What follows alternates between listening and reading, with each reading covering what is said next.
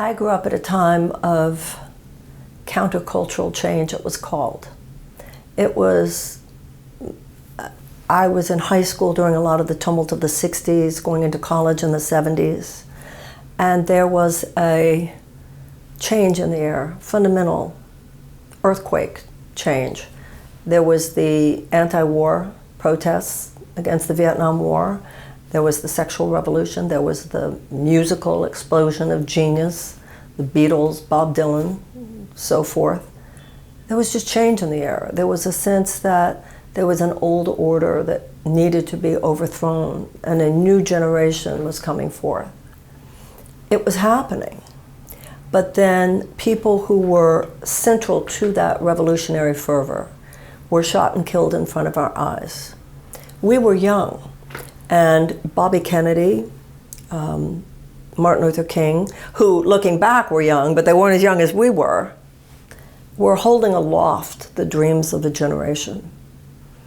When they were killed, those assassinations in some very significant way psychically struck all of us.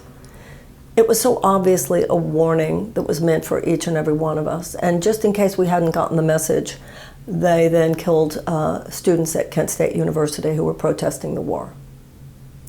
So I think an entire generation was traumatized by those events, and we got the message.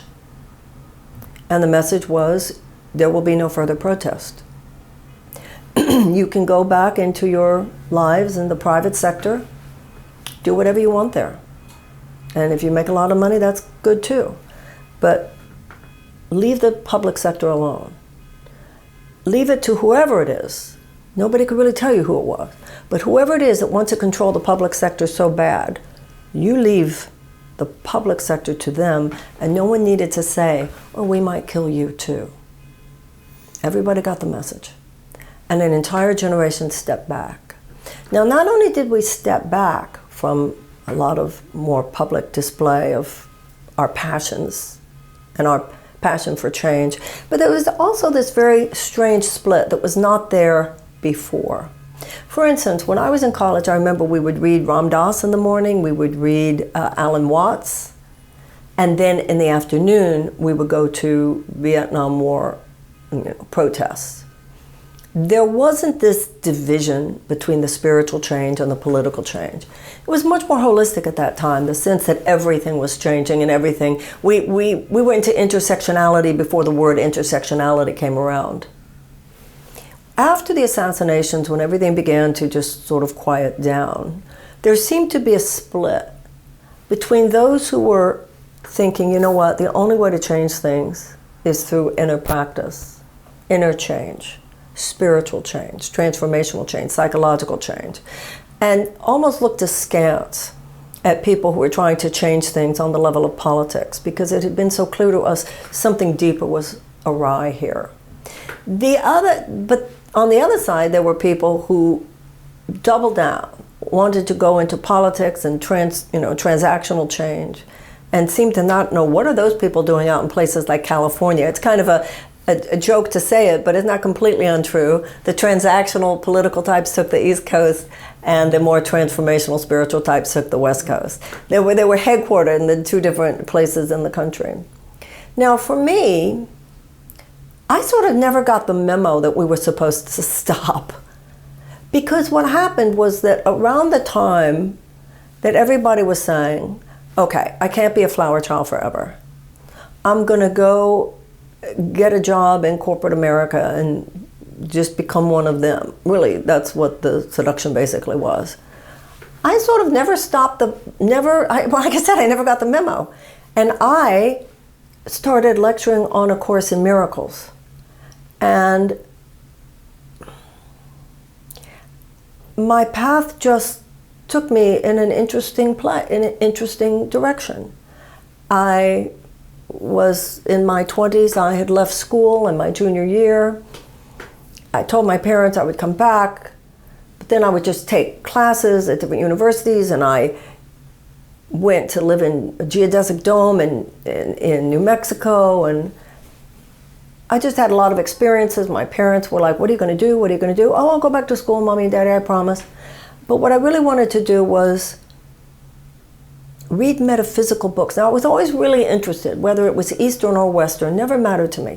You can put St. Thomas Aquinas and I'm fascinated, or St. Augustine or Heidegger in front of me and I'm fascinated. You could also put the Tao Te Ching and the Bhagavad Gita and Carl Jung in front of me, and I'm fascinated by that. Anything that has to do with the higher mind. Once again, the division between the kind of exoteric and esoteric religious and spiritual traditions, I've always recognized these universal threads. And even though people like my parents were saying, yeah, but how are you going to make a living? I was like, well, I'm a temporary secretary, Mom. I'm doing okay. You can't be that forever, I was told. And when I was in my 20s, I picked up a set of books on a coffee table at a party in New York City. And it said A Course in Miracles, intriguing title. And I picked it up and I opened it up, and in the introduction it said, this is a Course in Miracles, it is a required course. Free will does not mean that you can establish the curriculum, only that you can take what you want at any given time or any given part of it at any given time. That is so strange. What book says it's a required course? And then I looked back to the front of it and there was no author mentioned. It was just such an intriguing material. Then I continued to read and I saw all this Christian terminology. I'm Jewish, and I had read a lot. When I was in school, I studied comparative religion and philosophy. So I had read a lot of Christian theologians and was fascinated. But somehow this was my personal life, so I thought, I didn't know what it was, I thought it was some Christian tome. But I never forgot it. And I remember that the man whose house it was, the young man whose house we were at, said to me, and to my boyfriend who was with me at the time, said, the book is published, if you ever want it, it's published out of an apartment, the Beresford apartment building on Central Park West, and I think 79th in New York City. So that was that, and then Jeff and I went home, and I don't remember ever having any conversation about it again. I don't remember him and me talking about it. Meanwhile, a year later, I'm on a bus, and during that year, I remember, because I would ride the bus to and from work in New York. I was doing secretarial work and so forth. And I was riding on the bus, and sometimes I would see somebody reading the Course in Miracles. I went, wow. And one time I saw an ex-boyfriend of an old roommate of mine, and she hadn't gotten along with him, and I thought it was so interesting. I didn't say anything to him. He didn't see me, but I noticed it. So about a year after that party, I was on the bus on Central Park West in New York, and I was going to a doctor. And during those years, when I lived in New York City, every year I got bronchitis. And I was so tired of the bronchitis, and for whatever reason, going to the doctor again, riding on Central Park West, passing that apartment, because I had never forgotten that they said, well, they're published out of the Beresford apartment building. I said to myself, I'm gonna get that book. I don't know why, I just thought to myself, I'm gonna get that book now. I went to the doctor, went back to my apartment, my boyfriend opened the door, I looked at the dining room table, and there was the Course in Miracles. I looked up at him like, I was just shocked. And he said to me, I thought it was time. And then the next day, so I was all excited, and I told him I was thinking about it today. He said, I thought it was time. The next day I thought, this is so incredible, and it was in 3 books. There's a text, and then there's a workbook, and there's something called a manual for teachers. So he said it would be really cool if each of us had a copy. So he had bought them at a bookstore on West 72nd Street in New York City. We walked over to the bookstore, and we walked to the shelf where he had gotten them. And they weren't there. So we said, okay, we'll ask at the cash register if they have another copy. And we went up to the cash register. At that time, I think it was still little like index cards or something, old-fashioned cash registers. And he asked, and they said, well, let's look it up. And then they said, I'm sorry, we've never had that book here. So we, like, I think at this point, millions of people probably, have interesting stories about how we found A Course in Miracles. Some people have said things to me like, my mother was on the operating table, we were waiting in the waiting room, somebody had it. These interesting ways that the book finds its way. No path has a monopoly on truth. I believe there's one truth spoken in many different ways. And the Course doesn't claim any monopoly on truth. It's one statement of universal spiritual themes. But if it's for you, you know it. And when I started reading it, even though I saw the Christian terms, it becomes clear very quickly. These terms are being used in very non-religious, psychotherapeutically oriented terms. And the Course in Miracles says it calls to all religions and no religions. I've known people, you know, your religious identity is a separate issue. In fact, for myself as a Jew, I never felt that it was calling me away from my religion. As a matter of fact, it has made me feel a deeper understanding of the mystical core of all the great religious systems, including Judaism, you know, because the Course says it's based on universal spiritual themes. So that became my passion. But there wasn't a career doing anything with that in those days. I remember the first day that I had gone over to that apartment on Central Park West, and I was just so enamored, and I remember saying, I'd love to volunteer if I could do anything. And Judith Scotch, who was the publisher of the book, was leaving. I remember looking at her as she got into the elevator, and she was leaving to go to Houston, which is my hometown, born and raised, and she was going to talk about the Course in Miracles. And I remember thinking, wow, what a thing to be able to do with your life, that you just go around and talking about the Course in Miracles. And then when I ended up living in Houston, and I would give these Course in Miracles lectures at my bookstore. Now remember, or these little study groups, remember there was no career niche like there is now of people who are non-denominational, spiritual coaches or anything like that. Nothing like that even existed, so there was nothing for me to be ambitious for. And then when I moved to Los Angeles, I was working at a place called the Philosophical Research Society. And there was a woman named Pat Irvin, and she was tough, man. And she didn't like me. I could tell that she didn't like me, but she was real into like what she felt the angels told her, and she said, well, the angels told me, or whatever her phraseology was, that you should give lectures here if you want. I don't remember what it was, but something about Pat Irvin. And they had people giving lectures on metaphysical things, topics, and the place was founded by a man named Manly Hall.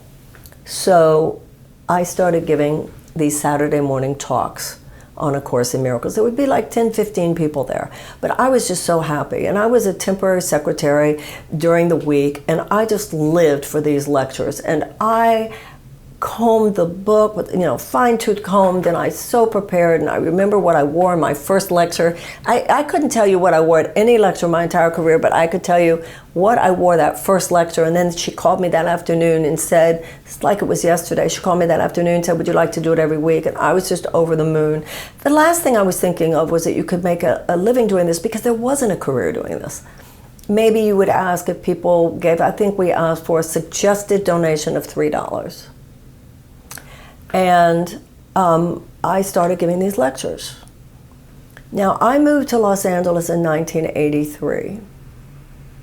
Before I moved from Houston to Los Angeles, I do remember having a phone call with a friend who said of a family member or either a family member or a close friend, something terrible, and he's dying.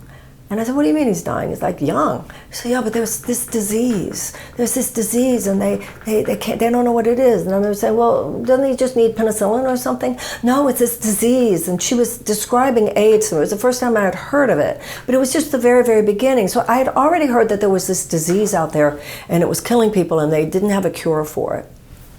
Well, I started lecturing in October of 1983. And within a few months, AIDS burst onto the scene.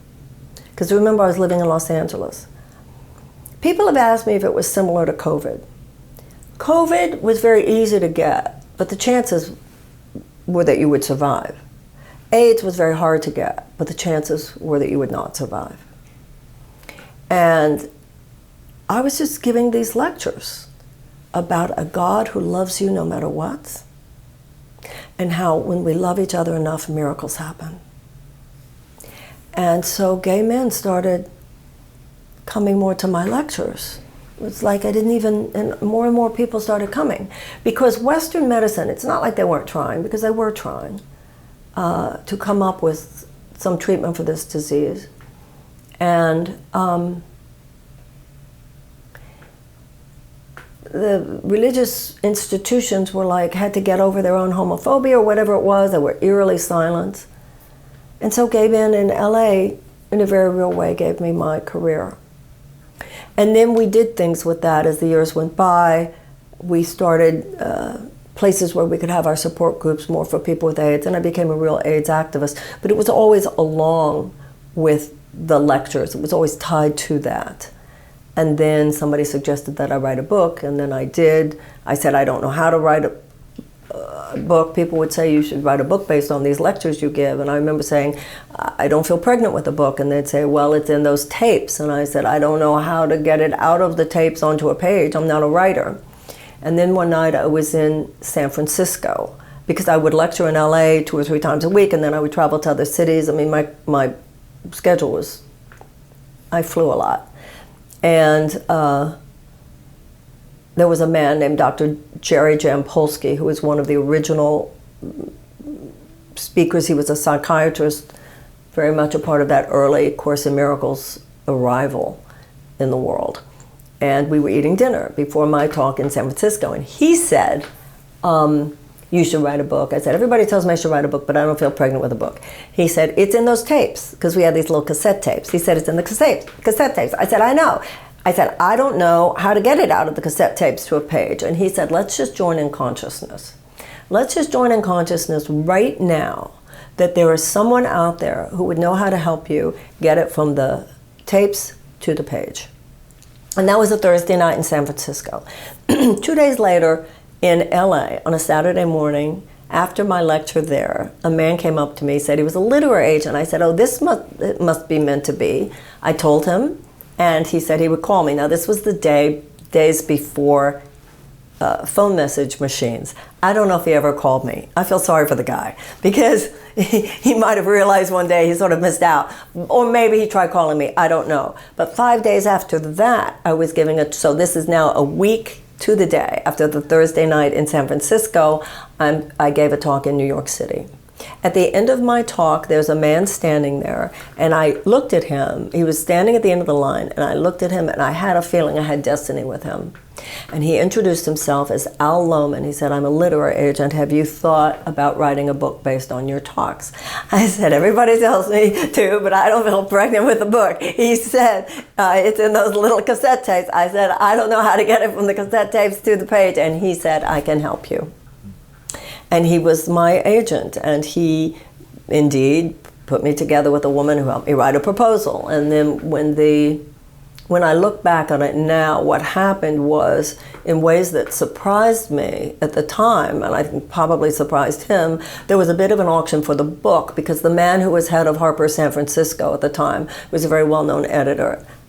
When I think back on it, perhaps he himself was gay, because he then called New York and said, this is a phenomenon. All the gay guys in LA are coming to our lectures. All the gay guys in New York are coming to our lecture, because there was this, like I said, they gave me my career. It became a kind of hub of hope, and even social life. We all gather on Tuesday night type of thing. And then the support groups. It was serious. It was fun. It was loving. It was a very profound thing going on. So the book took a long time to write, because I was not a writer. My agent at the time said, not just a return to love, he called it a course in writing.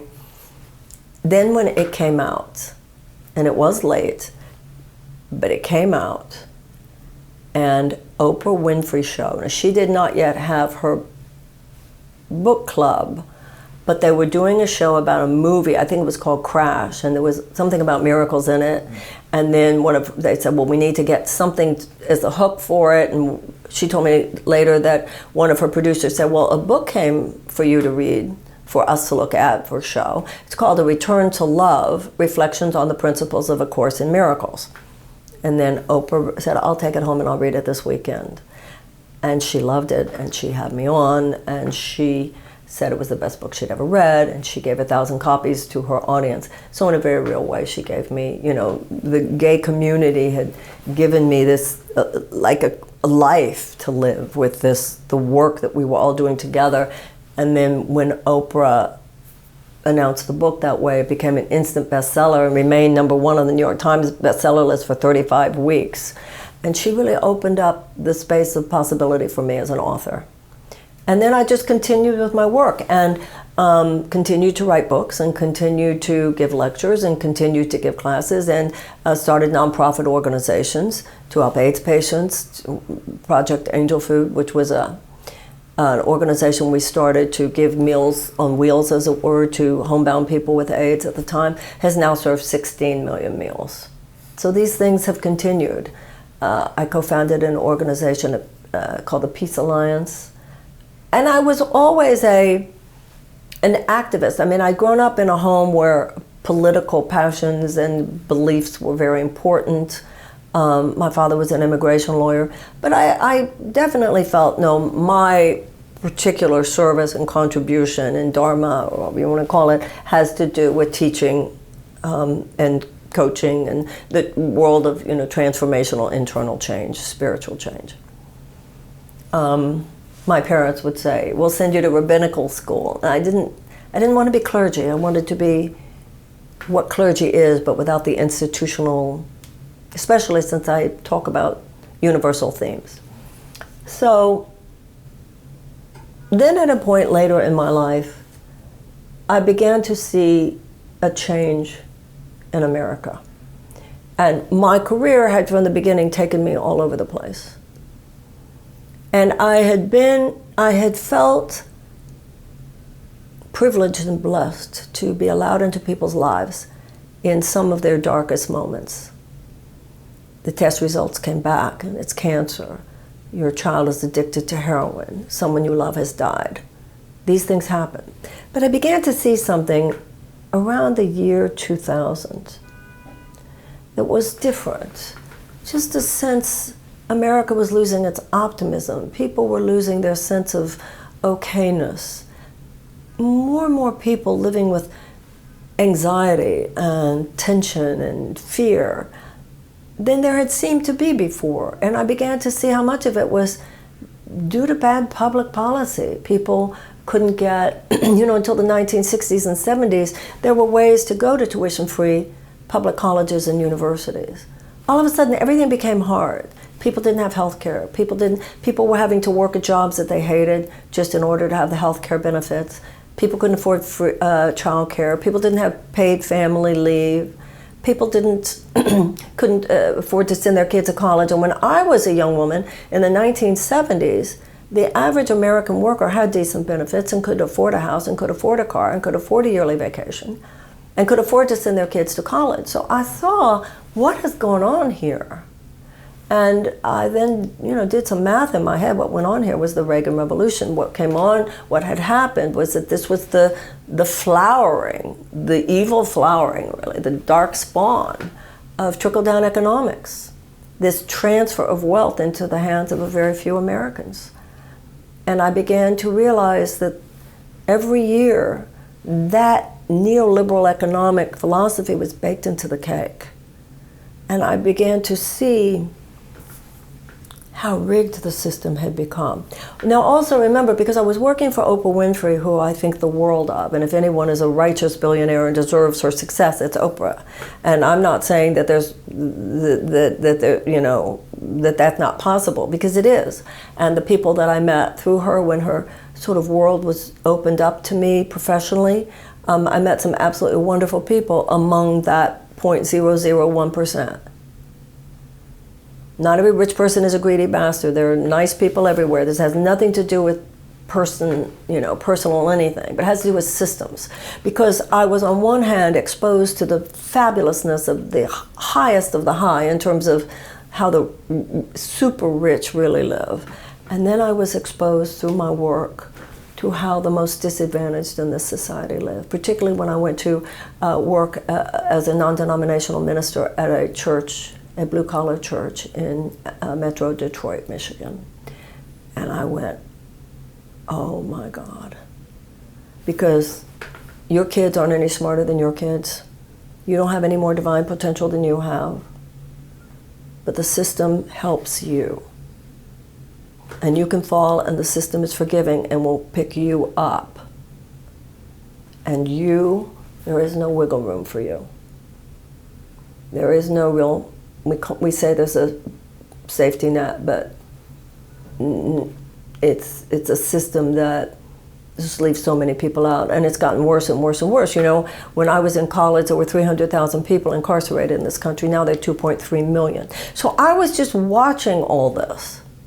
I was just watching what was happening to this country, and I was watching the decline of the spirit of this country. You know, there was a time, you and I had a conversation a few minutes ago, and you were talking about your own country, and you said, when I was here a few years ago, I was proud every time my country was mentioned, and that was no longer true. And that's what happened to me. I grew up at a time when we were the hot, we were the cool, and we were not the hot and we were not the cool. I don't mind that we're no longer hot and cool, but I mind the reasons why we're no longer hot and cool. And also, because I have traveled a lot internationally, I saw how many of the problems, you know, I've been raised, I first started to travel when I was a little girl, so it was post-World War II. Europe was just rising back up. So of course the United States was ahead in a lot of things. And I just watched it completely change. And it was shocking to me. It was the European countries that had the health care and had the educational system and had the airports and had the trains and had that, like, whoa. And we were just, you could just see the decline in this country. And I, because of my work, would often know politicians. And I would also be involved in lobbying efforts through various nonprofits that I either was working for, I was a board member, or lobbying for, you know, an activist. And I was, you know, I was a Democrat. I was supporting Democrats. I was, yeah, you know, I was a voter. I would do fundraisers. I would do what I could. But I began to see something I didn't like. I would say, you know, I really got to talk to you. These people really need health care. This is not good. These people need health care. And the politicians, even in my own party, would say, yeah, it's so true. We're working so hard. I thought, okay, they're going to work on it. And then 5 years later, I would just notice how things wouldn't fundamentally change. 5 years later, yeah, we got to work hard. 5 years later, I would be told things like, well, why don't you start a super PAC? And you could raise a lot of money. And I'm like, oh my God. Oh my God, this is not good. Something's happened. And at that point, I thought, I'm going to run myself. And I ran for Congress. And then when I ran for president in 2020, I just knew in my heart I had things I wanted to say. And now in 2024, it was not the same, like, I'm going to run for president. It was a tough decision to make because I had been in the belly of this beast before. And it's not pretty what's in that belly of that beast. And there's a viciousness and a corruption there that is dark. And there is what I call a political media industrial complex. It's a multi-billion-dollar industry is what it's all become. And I knew from last time that if they don't want you in the conversation, they have ways of getting you out of that conversation. The smears, the lies, the character assassinations. And so I had to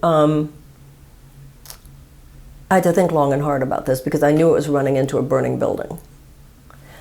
But I felt the image I got was that I would be filled with a kind of spiritual fire retardant.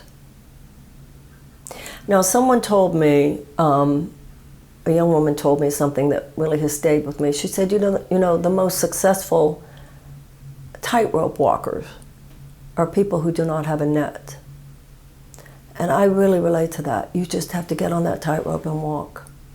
And it's, you know, it's an emotional roller coaster. It's, you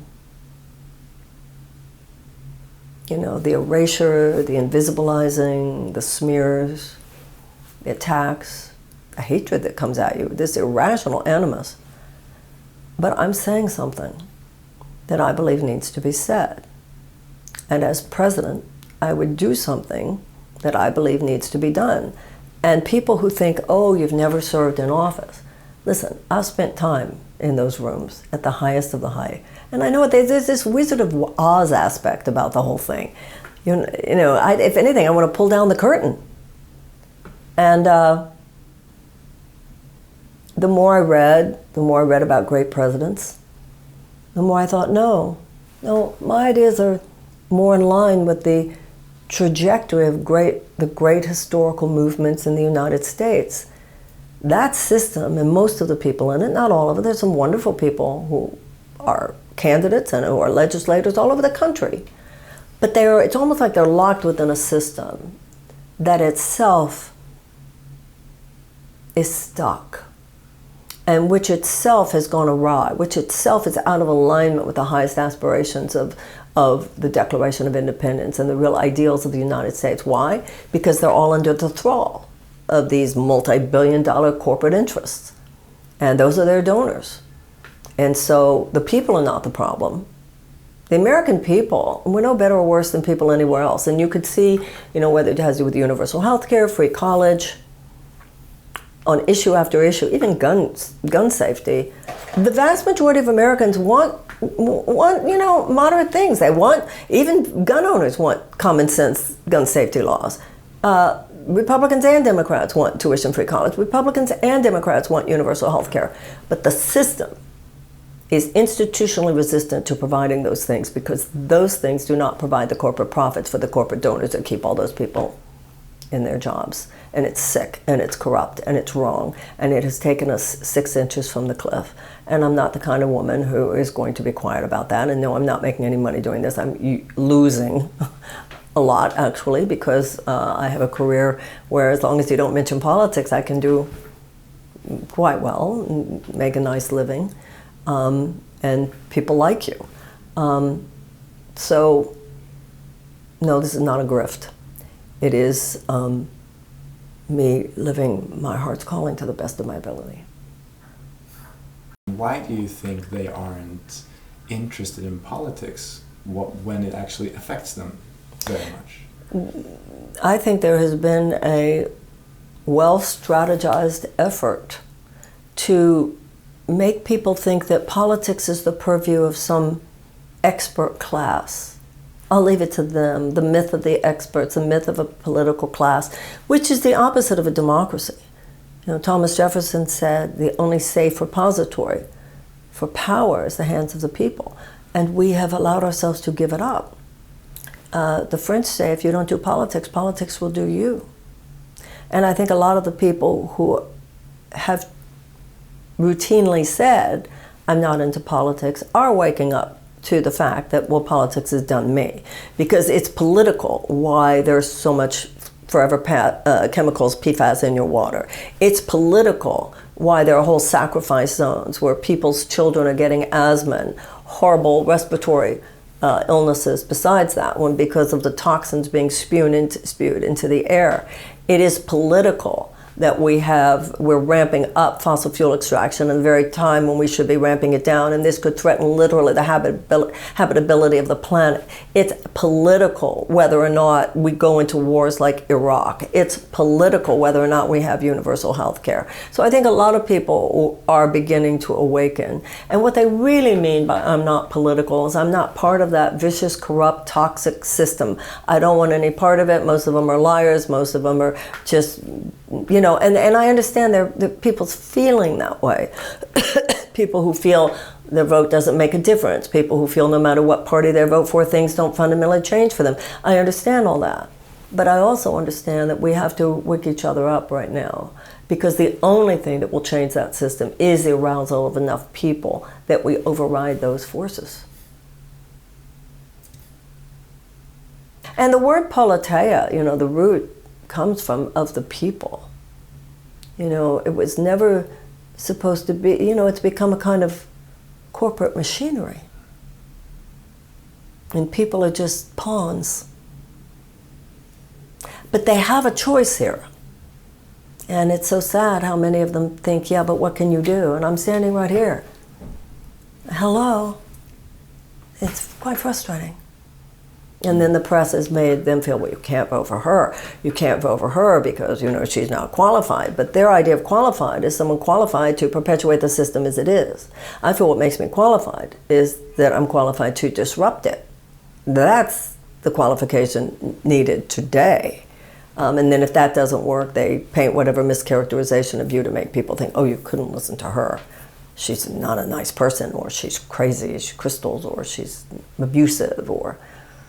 They know what they're doing. I mean, they're good PR masters, and it's sad to see how many people fall for it. Those are all the machinations of misinformation and disinformation. It is. It's an interesting shifting landscape, however. We've seen lately that figures like, of course, Joe Rogan, even Tucker Carlson's departure from Fox News and starting his own thing up on Twitter, like combining even Russell Brand and all these alternative outlets that are ranking up views that are almost higher than the main networks. So how do you think that shifting yeah, I mean, yes, if they were all having me on, all that you mentioned had Bobby Kennedy on.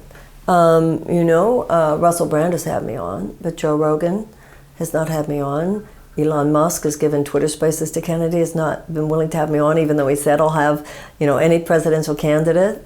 So a lot of those independent outlets have chosen to erase me as much as some of the mainstreams have. I haven't quite figured it out. It's some irrational animus, it's misogyny, and I'm not saying that I don't have my own. In the Course in Miracles it says, you pay a very high price for not taking 100% responsibility for your own experience. And the price you pay is that you can't change it. So I'm seeking to do whatever inner work. Well, did you ever raise your voice? Yeah, I did, and I shouldn't have done that, and I'm so sorry that person felt disrespected, and I want to speak in a kinder way. But the stuff that's reported is just so over the top, it's ridiculous. And I was reading an article today about Joe Biden's temper.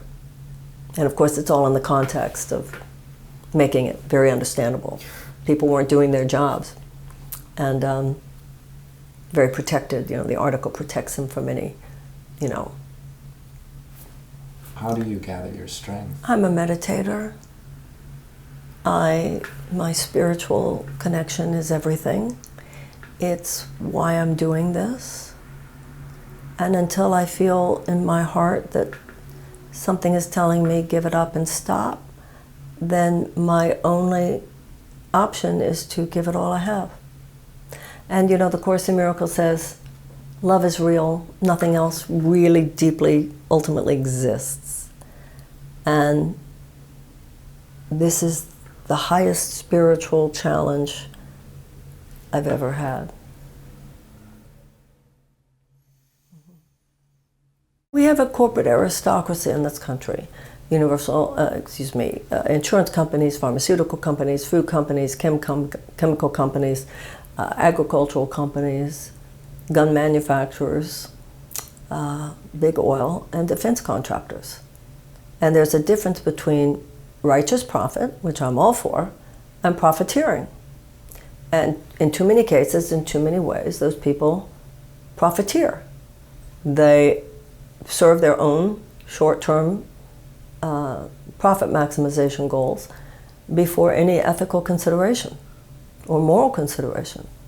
In some cases, even legal consideration for the health and safety and well-being of the American people. And the president should be the advocate for the people. The president should not be serving a dual function.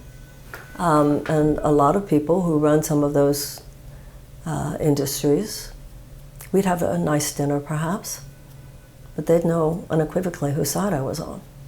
And they would come at me vehemently the way they came at Franklin Roosevelt. They called him a socialist, and they'd call me a socialist. And the difference between me and every other modern president, but what makes me similar to Roosevelt, is I would say what he said.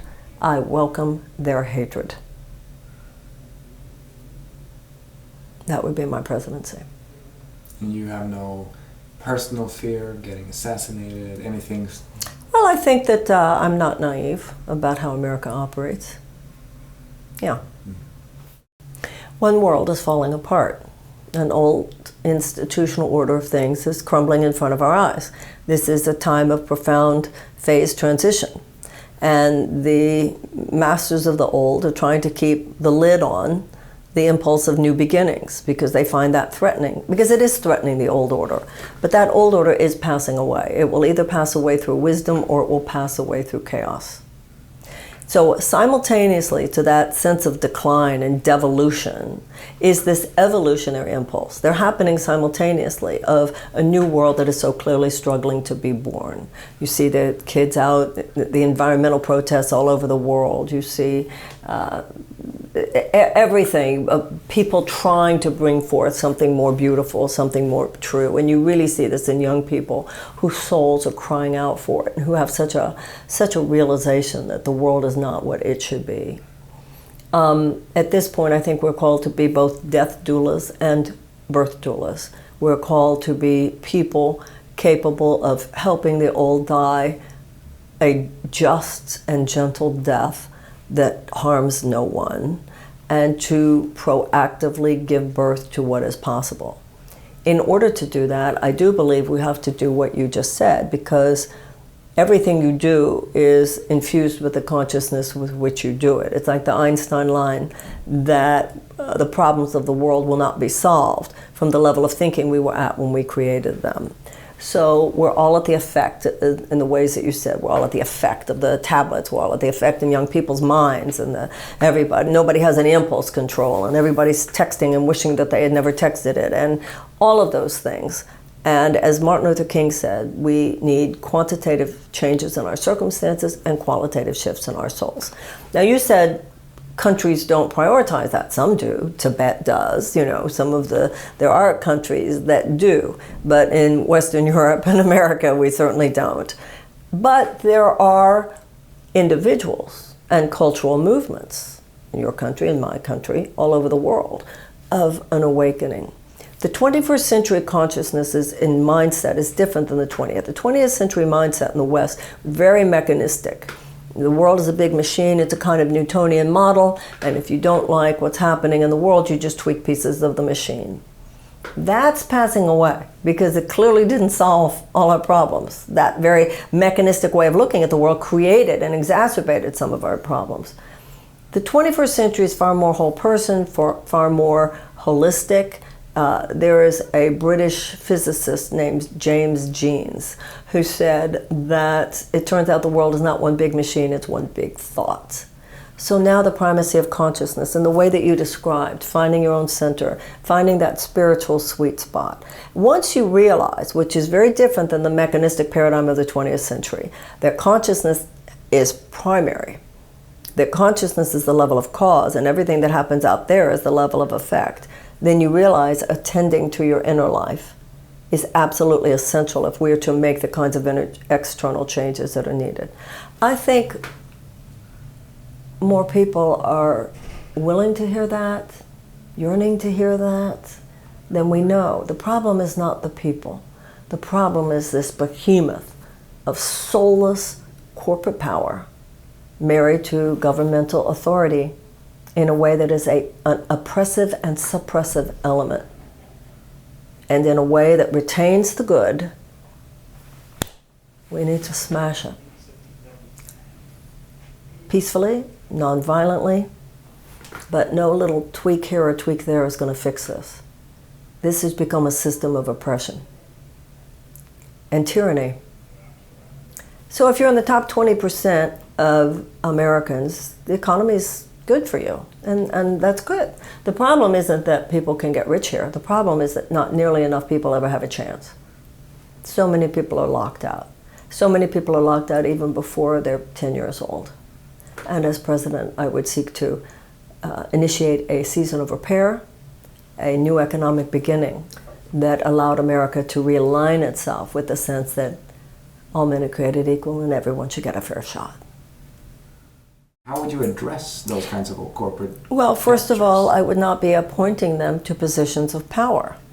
And I think some of the people I would want to appoint may or may not get confirmed by the Senate depending on who is in charge of the Senate. I realize that. And I would also be able to use the bully pulpit to talk about what's really happening, and I would be able to use executive orders. There's a lot the president does do. The president can unilaterally, for instance, cancel the Willow Project, despite what big oil wants. Now, if you're president, you're planning to run again, and it's all about protecting the power that's there, you go, well, I better not do that. But for me, it's like, no, that's why I'm here to do that. And I think that this would be a moment of awakening. I don't think of my presidency as a two-term thing. I don't think it's supposed to be a two-term, because there's a radicalism, in the best sense of the word, and I think America's a radical idea that cannot be undercut, should not be undercut by, oh, if I want to run again. No. I want to make these changes and then say to whoever's still there, try taking this away from people, see how they're going to feel about that. And then you turn it over to someone younger, and I will have helped give a kind of chiropractic alignment. I was saying to someone the other day, I want to help America, the government, get its heart back, and in a way, people get their spine back.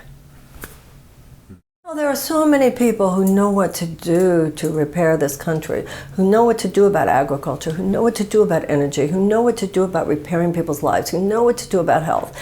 But the people with solutions don't have the power. And the people with power don't really all the time want to hear the people with solutions, because they don't necessarily create corporate profits for their donors. It is that crazy. And my job, as I see it, would be to connect power to the problem solvers. Well spoken. Yeah, definitely. But you also have some interesting initiatives yourself with the Department of Children and Youth. Mm-hmm. I don't think I've heard that before. There are many ways in which the children of the United States are in crisis. Once again, not the children of the most financially advantaged people. They're doing fine. But millions and millions of American children live lives in crisis and are in situations where by the time they're 10 years old, their chances of incarceration are higher than their chances of high school graduation. So I want to see a massive transfer of focus and resources into the lives of children at a very young age. We have children who are traumatized by the time they go to preschool. I've had elementary school principals in this country tell me that they had elementary school students on suicide watch. So that's why I want a Department of Children and Youth. Our agencies, as they now exist, are completely overwhelmed. They can't take on, they're just part of another agency, Health and Family Services. So that I want, and I also want a Department of Peace, so that we get about the work of proactively waging peace in our time. What are some ways of doing Well, that? there are four factors which are statistically proven to indicate a higher incidence of peace and a lower incidence of violence. These are the factors of peace building. Number one, greater economic opportunities for women. Number two, greater educational opportunities for children. Number three, the reduction of violence against women. And number four, the amelioration of unnecessary human despair. War is to peace what sickness is to health. War is simply the absence of peace. Peace is not the absence of war. And that's why we need to proactively cultivate, through humanitarian action, through diplomatic action, the conditions of peace. How would you pay for those things without making all my earning money go away to the government? Well, none of this needs addition to middle-class taxes of any fundamental weight whatsoever. What you have in the United States today is people who are very, very wealthy, who pay less taxes relatively to people who are making much less money than they are. We are paying billions of dollars in corporate subsidies to companies that are already making billions of dollars in profits. In 2017, there was a $2 trillion tax cut. 83 cents of every dollar went to the highest earners and the richest corporations. That should be repealed. The middle class tax cut part of it was very good and should be put back. Even among the middle class, though, if I say to you, you're going to pay $10 more, but you're going to save $100 in healthcare costs, you still come out ahead. So it's not about higher taxes, it's about what your tax money is going for. Also, there should be a reduction of the Pentagon budget, and also there should be a wealth tax where people who make $50 million or more pay an extra 2%. People who make $1 billion in assets should pay an extra 1%. President Biden had wanted to hire more IRS agents in order to catch those who are very, very wealthy, who are using all these illegal means to get out of their taxes. And of course, the Republicans didn't want that to happen, wants to protect them. So we just, as soon as we stop protecting the ultra-rich from their having to pay their fair share, there's going to be a lot more money for to spend on the common good. I think I would be the most honest and transparent president that we've seen in a very, very long time. Yeah, I think people would be amazed what I come out and say. But I think that that's true even of the campaign. I'm not saying anything everybody doesn't know. I'm just saying it when the mic is on. It's like, oh, she actually said it. Do you believe she said that? Yeah. We need a president who just says what we all already know. And I feel that Bernie Sanders said it and says it. And that's what they loved about Bernie. How would you say that you differ from Bernie? Well, I'm a woman, and he's a man, and he's someone who's been in politics all his life, and I come from the world of spirituality and personal transformation. But in terms of our commitment to social justice, we're branches of the same tree. We both come from that Eastern European Jewish stock, you know. Politically, he reminds me in many ways of my father, the family I grew up in. Yeah. I don't know what the best advice I've ever gotten, but I know the best advice I give myself. Number one, relax, and number two, get over yourself. So it's not that other people have said it to me so much as I know that I'm served when I say it to myself. Get over yourself, Marianne, this is not about you.